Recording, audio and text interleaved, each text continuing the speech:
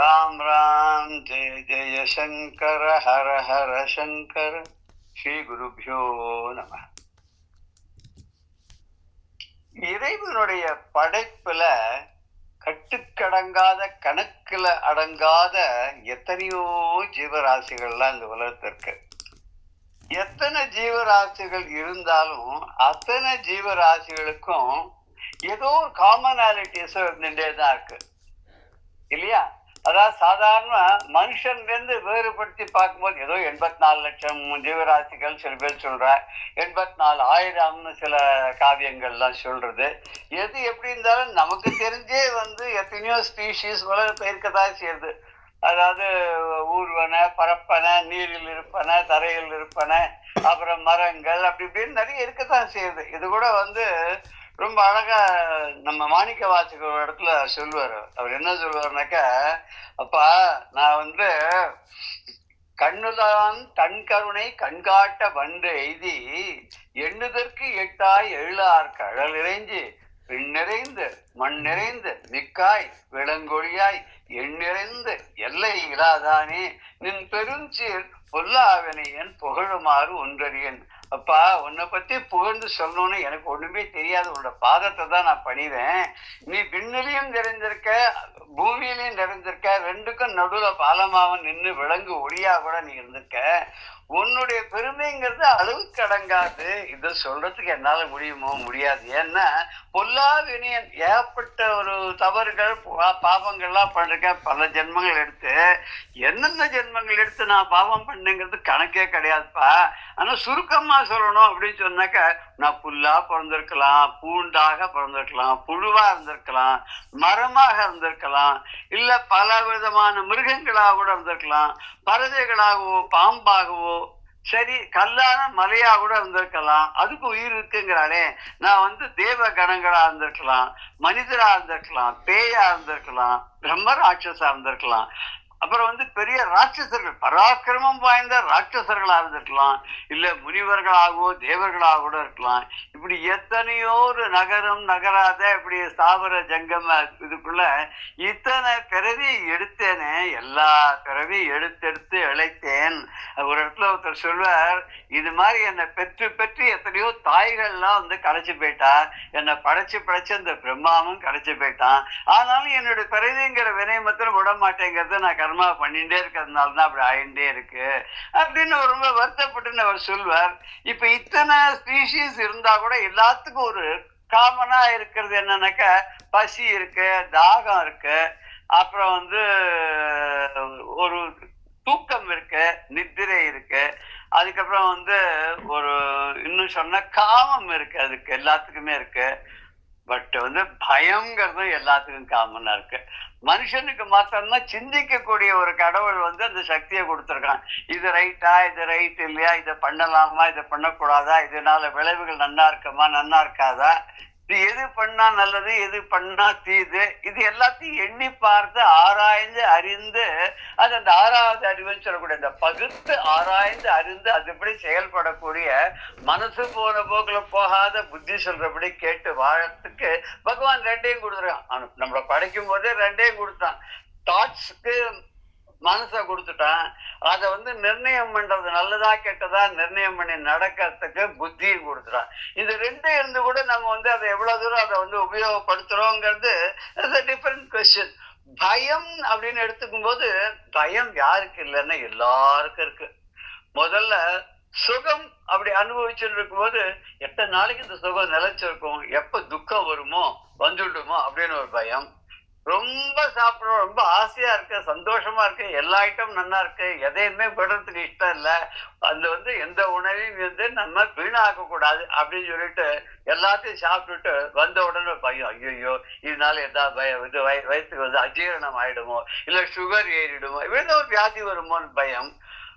பாவம் செய்யும் போது தெரியல, ஆனா அதுக்கப்புறம் நினைச்சு பார்க்கும்போது, ஐயோ இது எவ்வளவு பெரிய பாவத்தை நம்ம பண்ணிட்டோமே, இதனால நமக்கு இந்த கர்மாவனால வரக்கூடிய வினை என்னவா இருக்க போறதோ, அது எந்த ஜென்மால எப்படி தாக்குமோ அப்படின்ற ஒரு பயம். சரி, நிறைய சம்பாதிக்கலாம் அப்படின்னு சொன்னா நமக்கு பெரிய குடும்பமா இருக்கு, நம்ம நம்பி நிறைய பேர் இருக்கா, சம்பாதிக்கலாம்னு முதல்ல கொஞ்சம் சம்பாதிக்கணும்னு தோன்றுது, அப்புறம் கொஞ்சம் நிறைய சம்பாதிக்கணும்னு தோன்றுது, அப்புறம் ஃபியூச்சருக்கு சேர்த்து சம்பாதிக்கணும்னு தோன்றுது, அதுக்கப்புறம் தன்னுடைய வாரிசுகளுக்கு சேர்த்து வைக்கணும்னு தோணுது. இப்படி நிறைய சம்பாதிச்சுட்டே வரும்போது என்ன பயம் வந்துடுதுன்னா, ஆஹா இவ்வளவு சம்பாதிக்கிறோமே, இத்தனைக்கு வரி கட்டணுமே அப்படின்ற ஒரு பயம் வந்துடுது. சரி, நல்ல பதவியில இருந்தா தான் நிறைய சம்பாதிக்க முடியும். நல்ல பதவியை தேடி தேடி அலைஞ்சு அந்த பதவி அடைஞ்சோன்னா, ஐயோ எத்தனை நாளைக்கு இந்த பதவி நிலையா இருக்கும், யாராவது விரோதி நம்மளை போட்டு கொடுத்து நம்மளை இறக்கிட்டு அம்மா அந்த இடத்துக்கு வந்துட்டா என்ன பண்றது பயம். சரி, அரசாட்சி செஞ்சா நமக்கு எந்த இதுவும் இருக்காது, நமக்கு எதிரிகளே இருக்க மாட்டான்னு நினைச்சா அங்கேயும் எதிரிகள் இருக்கா. அரசாட்சி செஞ்சாலும் எதிரி கட்சின்ற எதிரி இருக்கா, இல்ல அந்த காலத்துல ராஜாக்கள்னா அயல் நாட்டு ராஜாக்கள்லாம் இருந்திருந்தா. சொத்து சேர்த்தா அப்பவும் பயம். புத்திராதபி ஜனபாஜாம் பீதி அப்படின்னு சொல்லிட்டு ஆதிர் சொன்ன மாதிரி சக்கரர் பஜகோவிந்தத்துல சொல்றாரு இல்லையா, அதே மாதிரி சொத்து சேர்த்தோம்னா அதுக்கும் பயம். வாரிசுகள் நிறைய இருந்தன. நம்ம கதையில கூட எல்லாம் படிக்கிறோம். அவுரங்கசீப் என்ன பண்ணா, அவனுடைய அண்ணாமார்கள் எல்லாம் கொலை பண்ணிவிட்டு அப்பாவை ஜெயில போட்டு அவன் ஆட்சியை பிடிச்சு விட்டான்னு. சரி, உடல் நல்லா பருத்து சாப்பிட்டு நல்ல பிரமாதமா இருந்தோன்னா, ஐயோ சரீரம் என்ன இந்த ஒபேசிட்டி தான் நடக்கவே முடியாது போல் இருக்கு அப்படின்ற ஒரு பயம் வந்துடுது. சரி, கடன் வாங்குறான். எல்லாராலையும் சம்பாதிச்சு சேர்த்து வச்சு வாங்குறதுன்றது கஷ்டங்கிறது இந்த காலகட்டத்தில் பார்த்தா எல்லாம் கிரெடிட் கார்டு தான், எல்லாம் கடன் தான். பல ஊர்ல பார்த்தாக்க 15 நாளைக்கு ஒரு தடவை சம்பளம் கொடுக்குறா சில நாட்டுலன்னு சொல்றான். அது எவ்வளவு உண்மைன்னு தெரியல. அது அங்க என்னன்னாக்க கடன் வாங்கியிருக்கு, கிரெடிட் கார்டு, அதை வச்சு எல்லாம் வாங்கிக்க வேண்டியது. 15ஆம் தேதி சம்பளம் வந்தோடனே அந்த 15 நாளைக்கு வாங்கின கடன் எல்லாம் அடைச்சிட வேண்டியது. இப்படியே கடன் ஜாஸ்தியா போச்சு என்ன பண்றதுன்னு நம்மளால அடைக்க முடியாத நிலை வந்துட்டோம்னா வறுமை வந்துடுமே இந்த பயம்.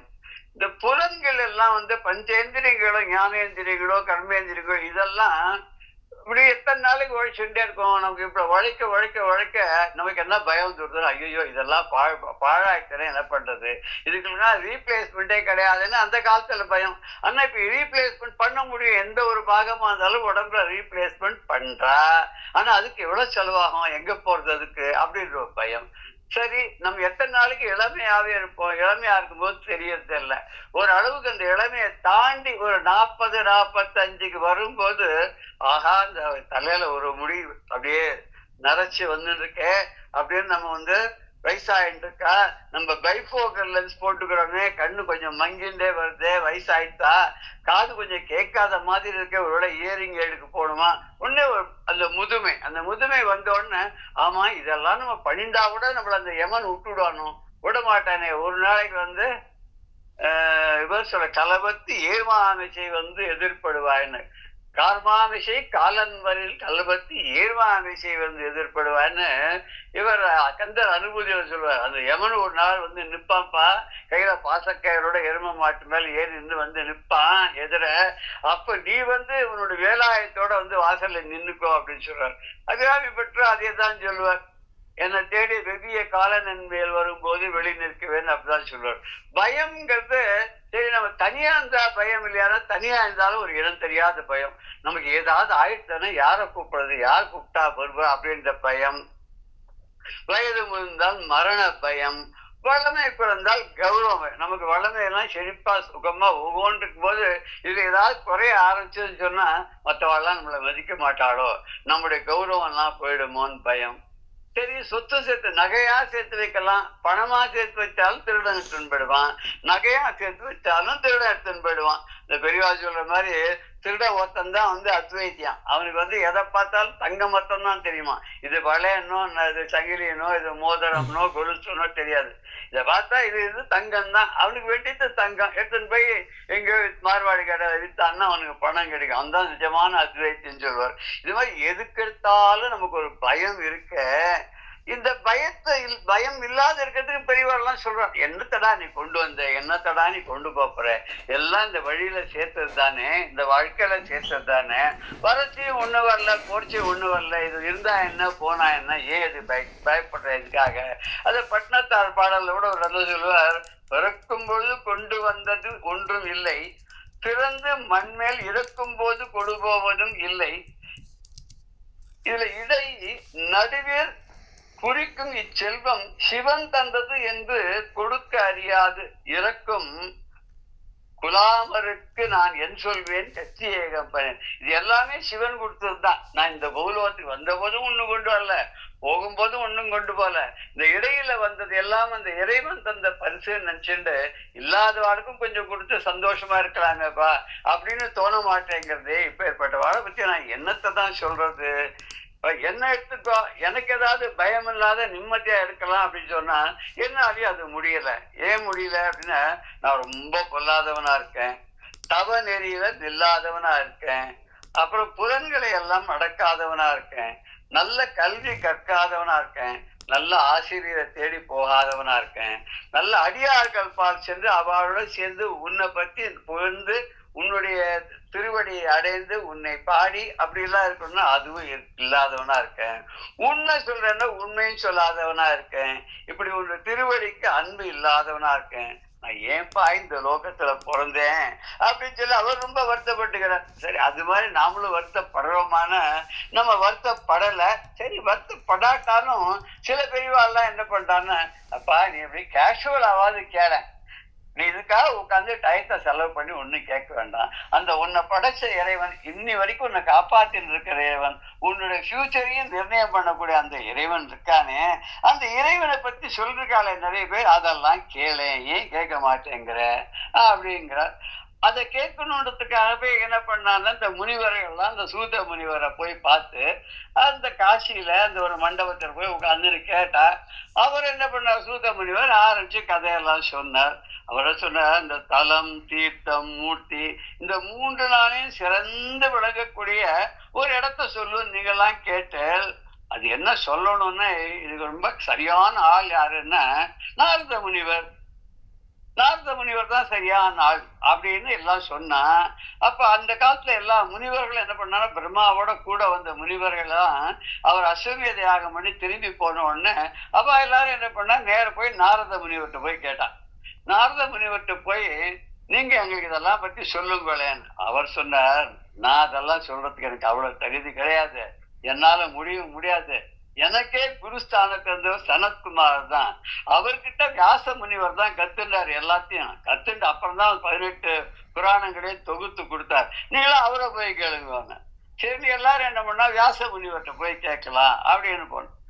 அங்க அவர்கிட்ட போற அவர் என்ன சொல்லிட்டாருன்னா, இந்த வேலாயுதத்தை தாங்கி இருக்க கூடாது சக்தி தரன் இருக்காரு முருகன். அந்த முருகப்பெருவான் வந்து அம்மா மடியில உட்கார்ந்துட்டு அப்பா சொல்ற புராணங்கள்லாம் கேட்டா, இந்த சங்கர சங்கீதையெல்லாம் கேட்டார். அந்த முருகன் கிட்ட டைரக்டா அந்த வேதம் முதலான எல்லா நூல்களையும் உபநிஷத்துகளையும் அப்புறம் எல்லா புராணங்களையும் கேட்டு அறிந்தவர் யாருன்னா அவர் தான் வந்து அகஸ்திய முனிவர். அவர் தான் சரியான, அவர்கிட்ட போய் கேளுங்க அப்படின்னு சொல்லிட்டார். நம்ம இது வரைக்கும் நம்ம பார்த்தோம். அகஸ்திய முனிவர்கிட்ட இவெல்லாம் போயிட்டு அந்த அகஸ்திய முனிவரை அடைஞ்சு அவரை நமஸ்காரம் பண்ணி அவரை வந்து ஸ்தோத்திரம் பண்ணி வாழ்த்தி, எல்லாருமே ஸ்தோத்திரத்துக்கு மயங்காதவாறு யாரும் கிடையாது இல்லையா. நீங்க எப்பேற்பட்டவர், எப்பேற்பட்ட முனிவர், நீங்க உங்களுடைய சக்தி எந்த மாதிரியானது, உங்களுடைய தபஸ் எப்பேற்பட்டது, உங்களுடைய அறிவு ஞானம் இதெல்லாம் எப்படி, எல்லா தேவர்கள்ல இருந்து எல்லாரும் உங்களை வந்து போற்றி பணியறார்கள். எல்லா சுவாமிக்கும் நீங்க ரொம்ப வேண்டியவரா இருக்க. நீங்க அப்பேற்பட்ட நீங்க இருக்கல, எங்களுக்கு என்ன பண்ணணும்னாக்க, நீங்க தான் வந்து ஒரு ரொம்ப வசதியானவர், உங்ககிட்ட ஒண்ணு கேட்கறதுக்காக நாங்க வந்திருக்கோம், ஒரு கேள்வி கேட்க போறோம் அப்படின்னு சொல்லி ஆரம்பிக்கிறாங்க.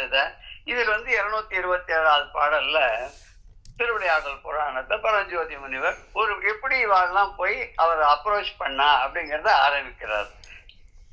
மலைய மாதவனை அடைந்து கைதொழுது வாழ்த்தி வாதாபி வில்வலனை கொலைபுரி தருமமூர்த்தியே, விந்த குன்று அடக்கிய தவக்குன்றே, அலைகடல் குடித்த அருள் பெருங்கடலே, அருந்தமிழ் கொண்டலே, தென்பார் துளை பெற நிறுத்த கலை கணே என்று சுருதியாயிரம் என துணித்தனர்.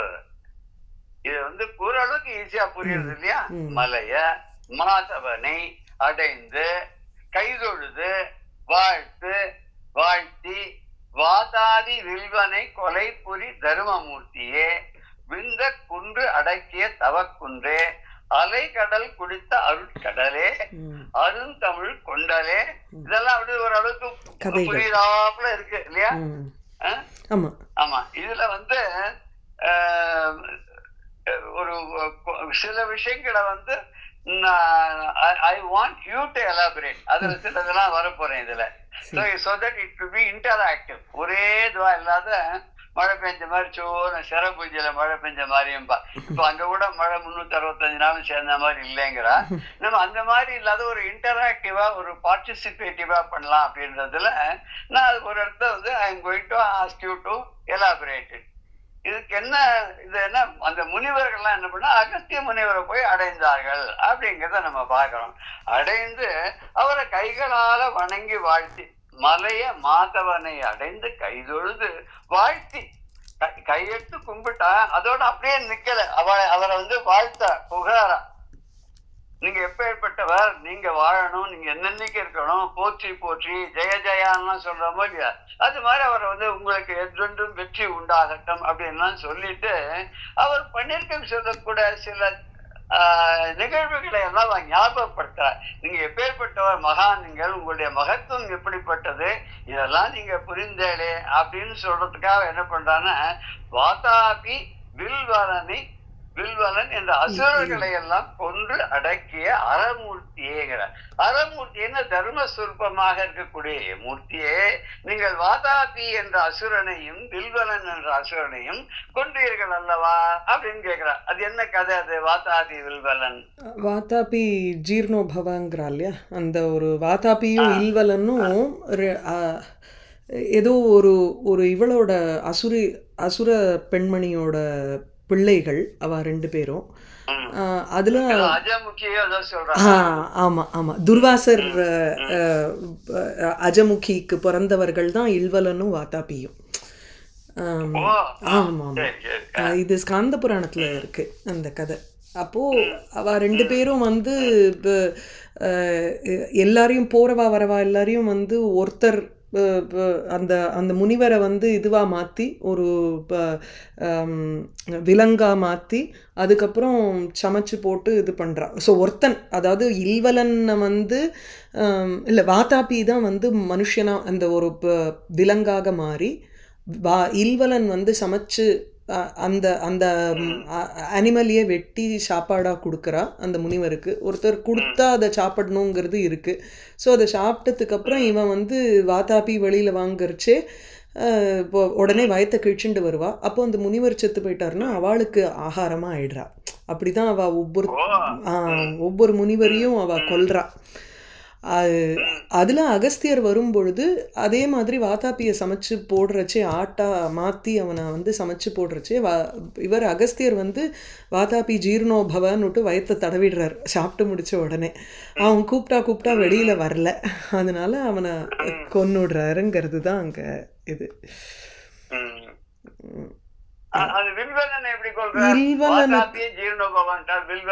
அது தெரியல எனக்கு, அந்த கதை எனக்கு தெரியல.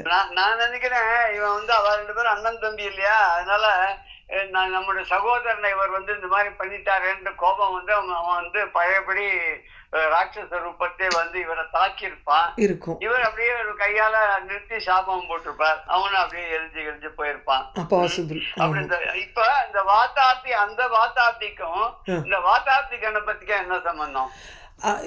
அது வேற. ஏன்னா அது வாதாபிங்கிறது ஊரு, அந்த வாதாபிங்கிறது ஒரு ஊரினுடைய பெயர். அதுல இருக்கக்கூடிய கணபதிங்கிறவர் தான் அவர் நினைக்கிறேன். அந்த கணபதி தான் திருவாரூர்லயே எங்கேயோ கொண்டு போய் வச்சா அப்படின்னு சொல்லி இவர் கொண்டு போய் வச்சான்னு சொல்லுவாங்க. திருவாரூரார் மாணிக்க வாசகர் வந்து ஜெயிச்சுட்டு அந்த வாதாபி ஜெயிச்சுட்டு அந்த பிள்ளையார் கொண்டு போய் அங்க ஸ்தாபிதம் பண்ணான்னு சொல்லுவாங்க. அதனால அந்த கணபதிக்கு வாதாபி கணபதினு பேரு. தீட்சிதர் கூட பாடிருக்கல வாதாபி கணபதி அப்படின்னு பாடுறாரு. நான் நினைச்சேன் ஒருவேளை இந்த வாதாபிங்கிற ஊரு இந்த வாதாபி வில்வனுடைய பேரால ஒருவேளை அந்த ஊர் பேர் வந்திருக்குமோ, வாதாபிங்கிற ஊர் வந்திருக்குமோ. அகஸ்தியர் வந்து அந்த வாதாபிங்கிற அசுரனை கொன்றதுனால அந்த இடத்துக்கு வந்து வாதாபின்னு ஒருவேளை வந்துருக்கலாமோ அப்படின்னு மனசுல பட்டது. அந்த கேவ்ல தான் அந்த சாளுக்கியா ஊர் அந்த இடத்துல தான் நடந்ததோ நம்ம முன்னாடி இருக்கலாம். இருந்திருக்கலாம். அதனால கூட இந்த ஊருக்கு வாதாபின்னு பேர் வந்திருக்கலாம்னு. இப்படி இந்த வாதாபி வில்வனங்கிற 2 அசுரர்களையும் கொன்று அடக்கிய தர்மமூர்த்தியே இப்ப இந்த அகஸ்தியன் காலத்துல இந்த வாதாபி ஜீர்ணோபவன் பண்ணிட்டார் இல்லையா, அவருக்கு தெரிஞ்ச ஞான திருஷ்டினால. அப்ப அவெல்லாம் அந்த காலத்துல வந்து கொஞ்சம் நான் வெஜிடேரியனா கூட இருந்திருப்பாளோ? ஆமா ஆமா. எதுவா இருந்தாலுமே உங்களுக்கு போடுறத சாப்பிடணுங்கிறது தான் ஒரு ஒரு இது அவளுக்கு ரூல். வெதர் அவ ஃபாலோ பண்ண தவ வலிமை இருந்தது, அவள் அழிச்சிடக்கூடிய தவ வலிமையா அவளுக்கு இருந்தது. ஆமா ஆமா ஆமா. அதுக்கு அடுத்ததாக அவர் பத்தி சொல்லும்போது இன்னொரு கதையும் சொல்றார். விந்திய மலையை அடக்கிய தவக்குன்றேன்னு. விந்திய மலை, விந்திய பர்வதம். அந்த விந்திய பர்வதம் சொல்லுவா ஒரு காலத்துல அது வளர்ந்துட்டே இருக்கும், உயரமா வளர்ந்துட்டே இருக்கும் அப்படின்னு சொல்லுவா. இந்த உயரமா வளர்ந்துட்டே இருக்கக்கூடிய அந்த விந்திய மலை இருக்கு, அதுக்கு ரொம்ப கர்வம் ஜாஸ்தியா போச்சு. அது இமயமலையை விட ஜாஸ்தியா வளர்ந்தோன்னு. அப்ப எல்லாரும் போய் கேட்டா இந்த மாதிரி படுத்துறது இந்த மலை, இதுக்கு ஏதாவது ஒரு வழி பண்ணுவோன்னு. அப்பதான் அகஸ்திய முனிவர் வந்து தெற்கு நோக்கி வந்துட்டு இருக்காரு, பொதிகை மலைக்கு போறதுக்காக, குற்றாலத்துக்கு வந்துட்டு இருக்காரு அவர். அது வந்து இந்த பூமி வந்து பாரம் ஒரு மாதிரி ஆயிடுச்சு இல்லையா, தெற்கு மேல போயிட்டு வடக்கு கீழே போயிட்டு தானே. அங்க இமவானுடைய பெண்ணான பார்வதியை திருமணம் செய்து கொண்ட அந்த பரமேஸ்வருடைய கல்யாணத்தை பார்க்கறதுக்கு எல்லாரும் அங்க போயிட்டா. அந்த சமயத்துல இந்த பூமியானது அங்க இறங்கினோடனே அகஸ்தியரை கூப்பிட்டு இங்க தெற்க போங்கன்னு சொல்லும்போது அவர் வந்தார். விந்திய மலை ஏறினார், அது வழிவிட மாட்டேன்றது. இந்த மாதிரி என்ன வழிவிடு, நான் ஒரு நல்ல காரியத்துக்காக போறேன், அப்படி இல்லைன்னு நான் சபிச்சிருவேன்னார். ஐயோ சபிக்காதீங்க, சாபம்லாம் கொடுக்காதீங்க, நான் வந்து உங்களுக்கு வழி விடுறேன்னு சொல்லிட்டு அது கொஞ்சம் குனிஞ்சின்றது. குனிஞ்சின்றோட அது மேலே ஏறினார், ஒரு குட்டினா அந்தந்த பக்கம் போயிட்டார். நான் திரும்பி வர வரைக்கும் நீ வளரக்கூடாது அப்படின்ட்டு போயிட்டார். அது இன்னும் வளராது அப்படியே தான் இருக்கேன்னா அகஸ்தியர் திரும்பி அந்த பக்கம் போலேன், தெற்கே தான் குத்தாலத்திலே செட்டில் ஆயிட்டார் அப்படின்ற மாதிரி ஒரு கதை சொல்றார். அப்படி விந்திய மலையில வந்து ஒரு தலையில ஒரு குட்டி அடக்கினார் அப்படின்ற ஒரு கதை இருக்கு. அதுக்கப்புறம் இன்னொரு கதை ஒண்ணு சொல்றார், பெரிய கடலை குடித்த அரும் பெரும் கடலே அப்படிங்கிறது. இவர் என்ன கடலை குடிச்சார்? அது மகாபாரத பண்ணி அப்படியே அது எங்க வந்தது? மகாபாரதத்துல அதாவது இந்திரன் வந்து விருத்ராசுரனை கொல்றான் இல்லையா. விருத்ராசுரன் வந்து இந்த துவஷ்டாவனுடைய ஒரு பிள்ளை, அதாவது இந்திரனை கொல்லணும்னு தீர்மானம் பண்றா. பிகாஸ் முதல்ல வந்து ஒரு பையன் பிறக்கிறான் திரிஷிரஸ்னுட்டும். அந்த திரிஷிரஸை வந்து இந்திரன் கொன்னதுனால அவ அப்பா வந்து இன்னொரு பிள்ளைய வரவழைச்சு விருத்ராசுரனை வரவழைக்கிறார். விருத்ராசுரனுக்கு வந்து காலகேயர்கள்னுட்டு ஒரு குரூப்போட ஃப்ரெண்ட்ஷிப்பு. அந்த விருத்ராசுரன் அழிச்ச உடனே இந்த காலகேயர்கள் வந்து போய் சமுத்திரத்துக்குள்ள ஒளிஞ்சுண்டுடுறா. ஒளிஞ்சென்று ராத்திரி வேளையில் வெளியில் வந்து நிறைய பிராமணர்களை அடித்து கொன்று சாப்பிட்டு அந்த மாதிரி அவள் யாகங்களெல்லாம் நாசம் பண்ணி ராத்திரி வேளையில் எப்போ யாருக்கும் தெரியாதோ அந்த மாதிரி வந்து அவள் உலகத்தையும் வந்து நாசம் செய்து கொண்டிருந்தா. அப்போ இவ சமுத்திரத்தில் ஒளிஞ்சின்றிருக்காங்கிறத தெரிஞ்சின்ற உடனே இந்திரன் வந்து அகஸ்தியர்கிட்ட கேட்டு அகஸ்தியர் அந்த முழுக்க குடிக்கிறார். ஆனால் குடிக்கிறதுக்கு முன்னாடி அவர் சொல்கிறார், நீ வந்து நிமிஷமாக நீ அவளை போய் நீ கொல்லணும், எனக்கு ரொம்ப நேரம் வயத்தில் வச்சுட்டா எனக்கு ஜீரணமாயிடும் சமுத்திரம், அதனால நீ வந்து சீக்கிரம் அவளுடைய கதையை முடிச்சுடு அப்படின்னு கேட்டுப்பார். அந்த இதில் இவர் ஃபுல்லாக சமுத்திரத்தை குடித்த உடனே அவன் இந்திரன் போய் காலகேயர்களை வந்து அழிக்கிறதுக்கு கொஞ்சம் டைம் ஆகிடுறது. அதனால இவர் முழுக்க அந்த சமுத்திரத்தை ஜீரணம் பண்ணிடுறார் வயத்தில். அதுக்கப்புறம்தான் வந்து இது சகரபுத்திராலாம் வந்து நோண்டி சாகரங்கிறது சமுத்திரம் திரும்பியும் அவா காலத்துல தான் வந்தது அப்படின்னுட்டு. அதுக்கு நடுவுல இல்ல, அது வத்தி போயிடுச்சு. அச்சுதாய நமஹ, அனந்தாய நமஹ, கோவிந்தாய நமஹன்னு குடிச்சா இருந்தது. அது எப்படி ஒரு குருமுனியா இருந்தவரால் அப்படி ஒரு பெரிய சாதனை பண்ண முடிஞ்சிருக்கு இல்லையா? எல்லாம் ஈஸ்வர அனுகிரகம் தான் பார்க்கலாம். அப்படிப்பட்ட அந்த அகஸ்திய முனிவர் இருக்கார, அவர் தமிழை சுரக்கும் மேகமேங்கிறார். எப்படி மேகம் மழை பொழியுறதோ அது மாதிரி தமிழை மேகமாக பொழிந்தவரா அகஸ்தியர். அகஸ்தியருடைய சிஷ்யர் தான் தொல்காப்பியர், அவர் தான் இலக்கணம் வகுத்தவர். அந்த இலக்கணத்துக்கு தமிழ் இலக்கணம் செய்தவர் தொல்காப்பியர் அப்படின்னு சொல்லுவா. அதுக்கப்புறம் இன்னொரு கதை ஒண்ணு சொல்ற, துலாக்கோல் வந்து எப்படி சமமா இருக்கோ, சமம் செய்து சீர்தூக்கும் கோல் போல் அமைந்தொருபால் கோடாமை சான்றோர் கனி அப்படின்னு சொல்லி திருவள்ளுவர் சொல்ற. ஒரு எப்படி துலாக்கோல் இருக்க தராசு அது அண்ணண்டா சாயாத கரெக்டா 2 பக்கம் வெயிட்டும் சமமா காட்டுறதோ அது மாதிரி நீதி இருக்கணுமா. அப்படி நீதி சமன் செய்து சீர்தூக்கும் கோல் போல் அமைந்து ஒருபால் சாராமை சான்றோர் கனி. படிச்சவாள்லாம் வித்வான்களா இருக்கக்கூடாது, கல்வி கைகளை சிறந்தவாளா இருக்கவாள்லாம் எப்பவுமே ஒரு பக்கம் சார்ந்து இருக்க மாட்டாளாம். அப்படி ஒரு பக்கம் சார்ந்து நீதி சொல்ற ராஜாவா இருந்தாலும் சரி, வித்வான்களா இருந்தாலும் சரி, அவளுக்கு என்ன நடக்கும்னு அவ்வையார் சொல்றார். என்ன சொல்றாருனாக்க, வேதாளம் சேருமே வெள்ளருக்கு பூக்குமே பாதாள மூலி படருமே சேடன் குடி புகுமே வரிசையா வரும். அப்புறம் மன்றோரம் சொன்னாமனை, அதாவது ஒரு மன்றத்திலே நீதிமன்றத்திலே ஒரு பக்கமா சார்ந்து நீதி சொன்னாக்க அவ வீட்டுல எல்லாம் இந்த வேதாளம் இருக்குமா, வந்து குடி புகுமா, வெள்ளருக்கு பூக்குமா. வெள்ளருக்கு பூக்க கூடாது அப்படின்னு நம்ம இப்ப சொல்றோம். அது பிங்க் கலர் இருக்கிற தான் பூக்க கூடாது, வெள்ளருக்குள்ள கீழே வேர்ல விநாயகர் இருக்கார் அப்படின்லாம் சொல்லுவாங்க. வெள்ளருக்கு விநாயகர்னு கூட பண்ணி எல்லார் வீட்லயும் பூஜை எல்லாம் வச்சுப்பாங்க. வெள்ளருக்கு பூக்குமே பாதாள மூலி படருமே. பாதாள மூலின்னு ஒரு செடி, அது பூத்துதுன்னு சொன்னா அங்க வந்து வறுமை தாண்டவமாடும் சொல்லுவார். அதுக்கப்புறம் வந்து சேடன் குடி புகுமே, அந்த வீட்டுல போய் பாம்பு குடி இருக்குமா. அதனால இதெல்லாம் எதுக்குன்னா ஒரு பயமுறுத்தத்துக்காக சொன்னதா கூட நம்ம எடுத்துக்கலாம். இப்படிதான் இருந்தது அப்படின்னு சொன்னாக்க அவ வந்து நீதி நேர்மை ஒழிவாம நடந்துப்பா அப்படின்றதுக்காக இப்படி இந்த துலாக்கோல் எப்படி வந்து சமமாக நின்று நடுநிலை வைக்கிறது, அது மாதிரி இந்த பூமியை சமநிலைக்கு கொண்டு வந்தாராம் அகஸ்தியர். எப்படி அப்படின்னாக்கா, தெற்கு கன்னியாகுமரி வரைக்கும் போய் அங்கிருந்து அந்த பூமியை வந்து உயரமா மேல போன போது கீழே இது பண்ணி கொண்டு வந்து சமமாக இருக்கும்படியா பண்ணார். அதுக்காக தான் வந்து சிவபெருமான் மதுரையில வந்து மீனாட்சி அம்மையை திருமணம் செய்து கொண்டு அதுக்கு அகஸ்தியருக்கு முக்கிய ஸ்தானத்தை கொடுத்து அவருக்கு அந்த கல்யாணத்தை பார்க்கும்படியாக நான் ஒன்ஸ் மோர் பண்ணி உனக்கு காண்பிக்கிறேன். இப்ப நீ வந்து தெற்க நீ போகணும், போய் பூமியை சமன்படுத்தணும். அப்ப உனக்காக நான் இன்னொரு கல்யாணம் பண்ணி பார்வதியோட மீனாட்சி அம்மையாகவும் சுந்தரேஸ்வரனாகவும் உனக்கு காட்சி தரேன்னு சொல்லி அனுப்பினதாக சரித்திரம் சொல்வார். அந்த கதைகளெல்லாம் சொல்லிட்டு எப்படி வேதத்துல எப்படி எல்லாம் சொல்லியிருக்கோ அது பிரகாரம் சொல்லி வேதத்துல இருக்கக்கூடிய கோட்பாடுகள் எல்லாம் எடுத்து அப்படி சொல்லி இந்த அகஸ்திய முனிவரை இவெல்லாம் ஸ்தோத்திரம் பண்றா அப்படிங்கிறதாக இந்த பாடல்ல சொல்றது. இதனுடைய பிரதி பதார்த்தத்தை இப்ப நம்ம பார்க்கலாம். எப்படி பதமா எப்படி அர்த்தம் சொல்றது. இதுல அவ்வளவு கடினமான பதங்கள் கூட ஜாஸ்தி அவர் வந்து உபயோகப்படுத்தல. இருந்தாலும் நம்ம வந்து அதை உருவாக்கி பார்த்துடலாம். வழக்கம் போல பாக்குற மாதிரி இதை ஒரு பதமாக நம்ம பார்த்து விடலாம்.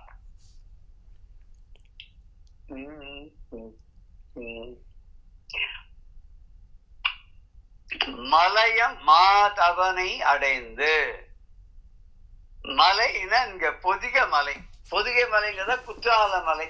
அந்த மலையில தபம் பண்ணக்கூடிய மாமுனியை அடைந்து, மாமுனியைன்னா பெரிய முனிவர், ஆனா குள்ளமா இருப்பார், குட்டியா இருப்பார். குருமுனின்னு அவருக்கு பேர்.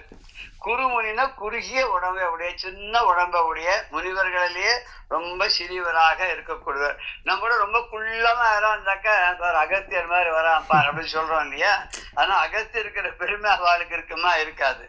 அப்படிப்பட்டவரை அடைந்து கை தொழுது வாழ்த்தி, அவரை கைகூப்பி வணங்கி, அதாவது தலைக்கு மேல கையை தூக்கிட்டா என்ன அர்த்தம், நீதான் அப்படின்னு சொல்லி நம்பி வந்துட்டேன், நீதான் என்னை காப்பாற்றணும், நீதான் எனக்கு சொல்லணும், நீதான் எனக்கு ஆதரவு கொடுக்கணும்னு அர்த்தம் இல்லையா. அப்படி இவாளும் கை தூக்கி அப்படி அந்த அவரை வந்து வணங்கி என்ன சொல்றா அப்படின்னாக்க, துதித்து வாதாபி வில்வலனை, வாதாபி வில்வலன் என்று சொல்லக்கூடிய 2 அசுரர்களையும் கொலை புரி தர்மமூர்த்தியே, அவர்களை எல்லாம் சம்ஹாரம் செய்த கொன்று அருளிய அருள் வடிவே ஆன ஏ மூர்த்தியே, விந்த குன்று அடக்கிய, விந்தன விந்திய மலை, விந்திய அப்படின்னா விந்த அப்படின்னு இங்க சொல்ல தமிழ்ல, தமிழ் படி அந்த விந்திய மலையை அடக்கி அது மேலும் மேலும் உயராத வண்ணமாக அதை நிலை நிறுத்திய ஏ கருணை நிறைந்தவரே, தவக்குன்றே. தவக்குன்றுன்னு என்னன்னா மலை, மலையளவுக்கு தபஸ் பண்ணியிருக்காரு அவர், அதாவது பெருந்தவம் செய்தவர் அப்படின்றதுக்கு இப்படி ஒரு உதாரணம் சொல்றேன். இது அப்பேற்பட்டவர்ல நீங்க அலைக்கடல் குடித்த, அலைகளை உடைய அந்த கடல் இருக்க, பெரும் கடல் இருக்க, அந்த கடலையே குடித்து அப்படியே பருகிட்டார். அப்படியே நீரு அச்சுதாய நமஹா, அனந்தாய நமஹா, கோவிந்தாய நமஹான்னு சொல்லி மூணே இதுல அப்படியே குடிச்சிட்டே இல்லைங்க மொத்தத்தையும். அப்பேற்பட்ட அருட்பெரும் கடல் நீங்க, கடலையே குடித்த பெரும் கருணை கடலான நீங்க இருக்கல, அருந்தமிழ் கொண்டலே அரிய தமிழ் இருக்கே, அந்த அந்த எப்போதும் தமிழை சுரந்து கொண்டிருக்கக்கூடிய முகில் போல், கொண்டல் அப்படின்னா முகில்னு அர்த்தம், கொண்டல் வண்ணனை அப்படின்னு ஆழ்வார்கள் சொல்றா இல்லையா, அதாவது கருத்த மேகத்தை போல வர்ணத்தை உடையவனே கொண்டல் வண்ணனை அப்படின்னு சொல்ற மாதிரி இங்க கொண்டலேன ஏ முகிலே, ஏ மேகமே, அருள் மேகமே, அரிய தமிழை சுரக்கின்ற மேகமே, தென்பார் துளை பெற பூமியின் தென்பாகமானது துலாக்கோல் போல் சமம் ஆகும்படி. தென்பால்னா தென்னாடு, அந்த தென்னாடு எந்நாட்டவர்க்கும் ஈஷா போற்றி இல்லையா, அவர் தென்னாடுடைய சிவனையை போற்றி எந்நாட்டவர்க்கம் இறைவா போற்றின்னு அந்த தென்னாடு என்று சொல்லக்கூடிய பெருமை வாய்ந்த அந்த நாடு. அது அந்த காலத்துல நிறைய என்னென்ன ஊர் அப்படின்னு சொன்னாக்க தென்னாடு அப்படின்றது கேரளம், தமிழகம், அப்புறம் ஆந்திரம், அப்புறம் கர்நாடகம், மகாராஷ்டிரம், ஆமா அது கிட்டத்தட்ட அது அந்த விந்திய தேசம் வரைக்கும். அது அந்த காலத்துல என்னென்ன இருந்தது தெரியல. ஏன்னா ஒரு காலகட்டத்துல ஒரு நூற்றாண்டுலயும் ஒரு ராஜாக்கள் பவர்ஃபுல்லா இருந்த போது அவளுடைய ராஜ்யங்கள் எப்படி விஸ்தரிக்கப்பட்டிருந்தோ அதுக்கு தகுந்த மாதிரி பேரும் மாறிட்டு இருந்திருக்கு அந்த காலத்துல. இவர் அகஸ்தியர் வந்ததுனால, தெற்கு நோக்கி வந்ததுனால அந்த பூமியினுடைய பாரமானது சமமானதாக ஆகி எப்படி அந்த தராசு கோல் போல அது நின்னது.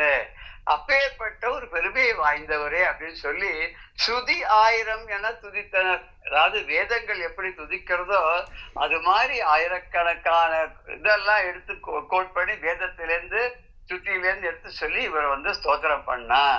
ஸ்தோத்திரம் பண்ணோன்னா அவருக்கு ஒரு சந்தோஷம் வந்துடும் இல்லையா.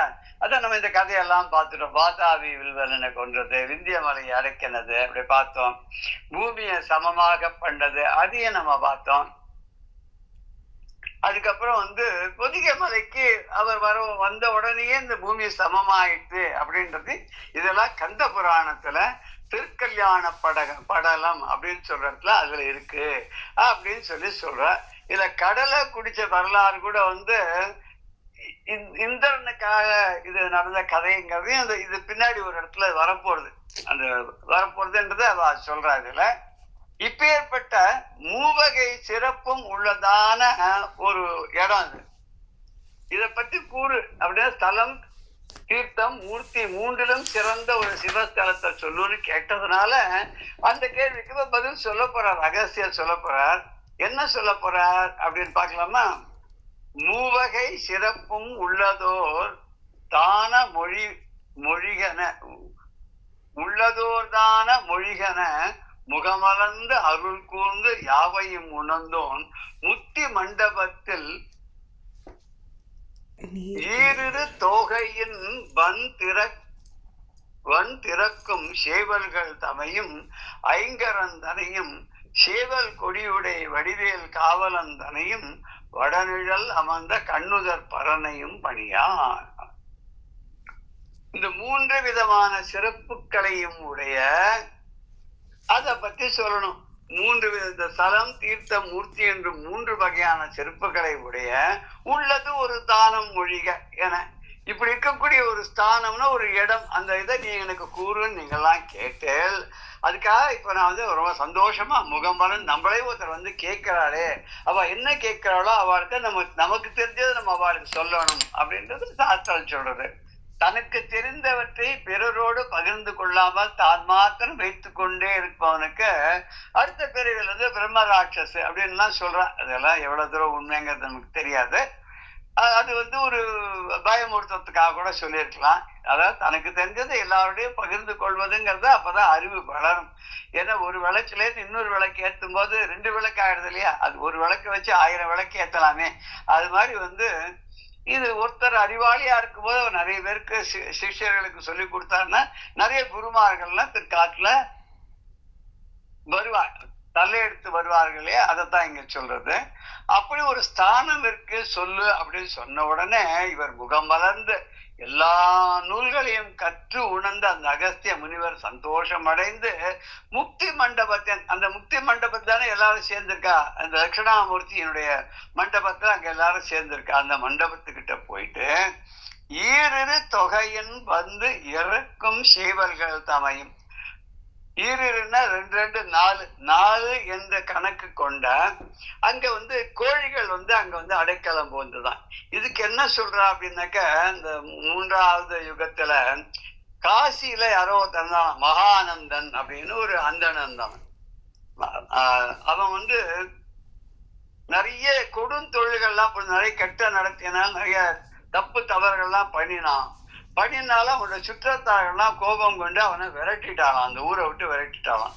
அவன் என்ன பண்ணா, தான் ஓடுறதோட தன் மனைவி அவனுக்கு குழந்தைகள் 2 பேர் இவளோட சேர்ந்து வேற ஒரு ஊருக்கு போயிட்டான். அதுக்கு என்ன கீகட்ட தேசம் அப்படின்ற, அது எங்க இருக்குன்னு தெரியல.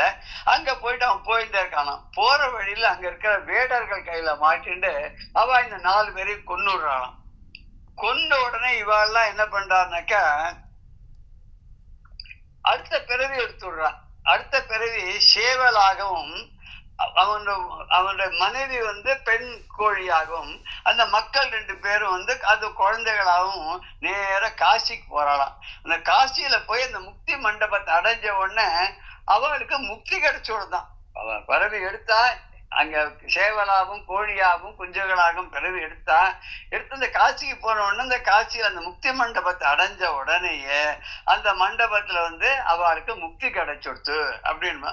முக்தி அடைந்தாலும் அந்த இடத்துக்கு ஒரு பெருமை இருக்கிறதுனால அதை சொல்லி அவளை நினைஞ்சுண்டு ஐகரந்தனையும் 5 கரங்களை உடைய 4 திருக்கரத்துடன் ஒரு தும்பிக்கை உடைய அந்த விநாயக கடவுளையும் நினைத்து சேவல் கொடி உடைய அழகான கொடின்னு அழகான கொடியுடைய சேவல் கொடியை உடைய சேவலை சின்னமாக கொண்டு தன்னுடைய கொடியில வைத்திருக்கக்கூடிய அந்த முருகவேல் வடிவேல் காவலன் தனையும் கையிலே வேலோடு இருக்கக்கூடிய அந்த உலகையே காக்கக்கூடிய தேவர்களுக்கு சேனாதிபதியாக அவர்களை எல்லாம் காத்தருளிய அந்த கூறிய வேல் படையை கையில வைத்திருக்கக்கூடிய அந்த முருகவேலையும் வடநிழல் அமர்ந்த, வடநிழல்னா வடவிருட்சம், வடவிருட்சம்னா ஆலமரம், ஆலமரத்தடியில் அமர்ந்து கொண்டு தத்துவத்தை உபதேசம் செய்த கண் முதல் பரமனையும், கண் நுதல், கண்ணுன்னா ஒரு கண்ணு, நுதல்னா நெற்றி கண்ணை உடைய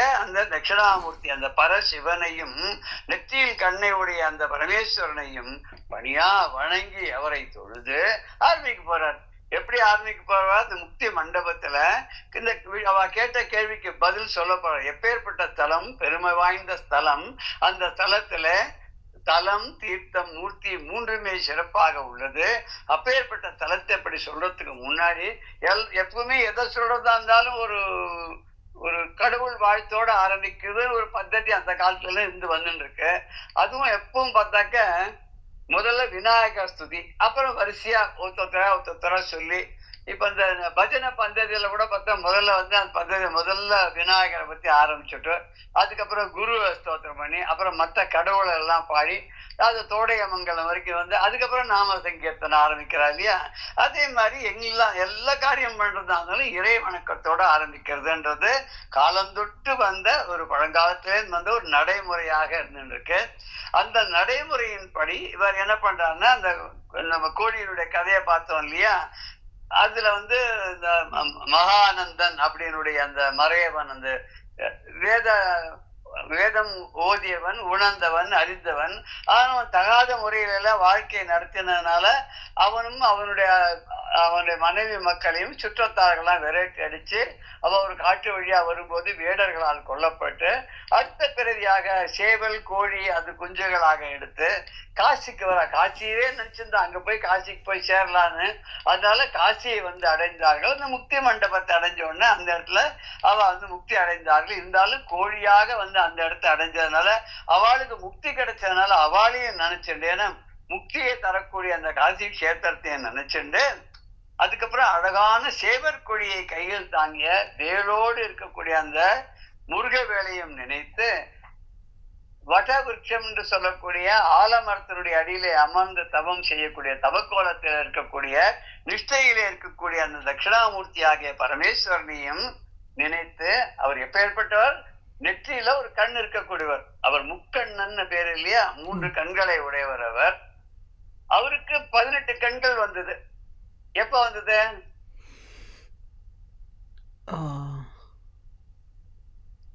எப்ப வந்தது 18 கண்? எப்ப வந்தது? அந்த பரமேஸ்வரனுக்கு ஸ்கந்தனாக வச்சு கந்தனை அவதாரம் பண்ண வைக்கும் போது அவருக்கு அவருடைய 5 முகங்களோட சேர்த்து 6வது முகமாக அம்பாளுடைய முகத்தையும் சேர்த்துண்டு அந்த 6 முகத்துல கூடிய நெற்றி கண்ல இருந்தும் மொத்தம் 18 கண் அவருக்கு. அந்த அதுல இருக்கக்கூடிய நெற்றிக்கண்ணான 6ல இருந்து தீப்பொறியாக வந்த அந்த முருகப்பெருமானவன் சரவண பொய்கையில அந்த கார்த்திகை பெண்களால் அந்த குழந்தையாக எடுத்து வளர்க்கப்பட்டு அப்புறம் பார்வதி தேவி கிட்ட வந்த போது 6 முகமும் ஓர் உடலாகவும் அவளால் அணைக்கப்பட்டு அப்படியே அறுமுகனானார். நம்ம சரித்திரத்தை நம்ம பார்க்கிறோம். அப்புறம் சூரசம்ஹாரத்துக்கு போகும்போது தன் கையில் இருந்த தன்னுடைய சக்தியை எல்லாத்தையும் ஒரு வேலாக மாற்றி அவன் கையில முருகன் கையில கொடுத்தார் அப்படிங்கிறத நம்ம அந்த கதையெல்லாம் நம்ம கேட்டிருக்கோம் இல்லையா. அந்த முருகன் என்ன பண்றான்னாக்கா வேலாயுதனாக காட்சி தருகிறான். அந்த முருகன் தான் இவருக்கு குரு. அகஸ்தியருக்கு முருகன் தானே குரு இல்லையா. அதனால குருவை வணங்காத ஏதாவது பண்ண முடியுமா? குருவை தான் வணங்கணும். அதாவது திருமூலர் சொல்ற மாதிரி தெளிவு வரணும்னா, ஞானம் வரணும்னா குருவனுடைய மொழியை கேட்கணும், குருவனுடைய நாமத்தை நினைக்கணும், குருவனுடைய ரூபத்தை எப்போதும் சிந்திக்கணும், எப்போதும் குருவே சரணம் அப்படின்னு இருக்கணுமா. அப்படி குருவனுடைய அருள் நமக்கு பரிபூர்ணமா கிடைச்சு விட்டோம்னு சொன்னா ஞானம் நமக்கு தானாகவே வந்துடும் சொல்லிட்டு திருமூலர் தெளிவு குருவின் திருவுரு காண்டல், தெளிவு குருவின் நன்மொழி கேட்டல், தெளிவு குருவின் நாமம் சிந்தித்தல். அது எப்போதும் அப்படியே குருபரமாவே வாழ்ந்தாதான் அவளுக்கு ஞானம் என்பது சித்திக்கும். இப்பெல்லாம் சொல்ற பக்தியினாலேயே நம்ம மோட்சத்தை அடைஞ்சுடலாம் அப்படின்னு. அதுல நிறைய விதமான கருத்து வேறுபாடுகள்லாம் இருக்கு. பக்தியினால ஞானம் வரும், ஞானத்தினால மோட்சம் சித்திக்கும் அப்படின்ற ஒரு வாதம் இருக்கு.